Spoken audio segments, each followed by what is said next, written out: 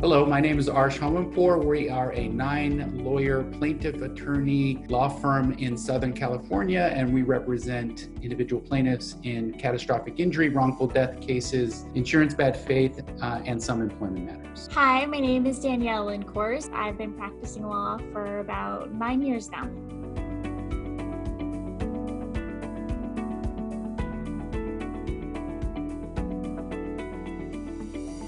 We first became involved in this case from a referral from another attorney about halfway through litigation, and this was about a year and a half after the incident. Our client was a wonderful gentleman. He was a 41-year-old chef. He was on his way to buy some pepper when the defendant driver made an unsafe left turn and essentially ran into him, striking his knee. And that collision resulted in what we were saying was a meniscal tear to his knee and a brain injury when he struck the ground. The defendant, interestingly enough, was saying the accident forces were insufficient to cause that tear to his knee and that it was from a pre-existing condition.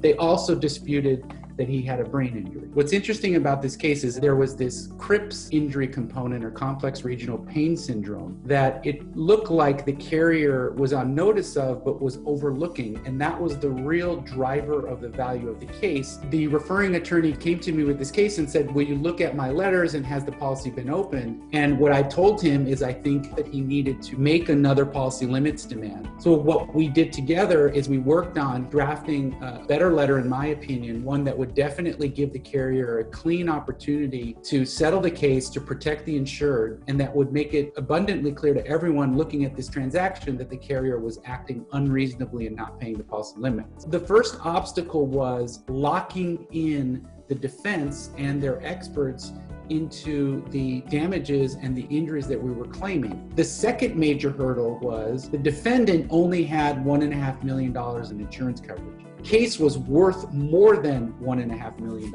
in insurance coverage. Getting an insurance company in the initial lawsuit to pay more than the policy limits is virtually impossible. I can tell you it's probably less than 0.1% of matters in the state are settled in the first lawsuit for more than the policy limits. Our firm had never handled a CRIPS case before. We came to DK Global to take what we knew was a basic understanding of the dynamics of how this happens, what the injury causes in the individual, and then what it takes to take care of it. He had a spinal stimulator inserted into his body that is designed to stop or trick the body from feeling, sensing pain.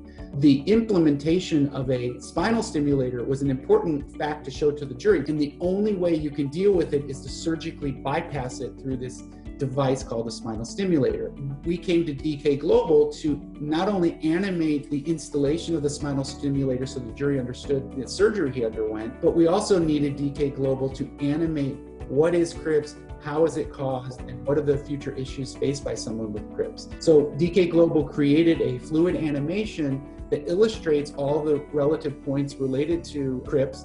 And then the animation was something that we could then save slides from and use statically within a PowerPoint presentation. We were able to ultimately settle the case for $20 million, even though the policy limits were $1.5 million, and even though the initial valuation of the case was at approximately $100,000. We love working with DK Global because many times we're under a time crunch, but at the same time, we don't want to sacrifice quality. They can take a lot of our sort of communications and emails and changes and requests and get the best final product done in a short period of time. Working with DK Global was definitely a lifesaver on this case. It's extremely difficult to illustrate to someone else how significant living with CRPS is, and DK Global did an excellent job at taking the cause from the minor bump to the knee surgery to the CRPS and how the symptoms that our client was having were actually real and caused by the pain,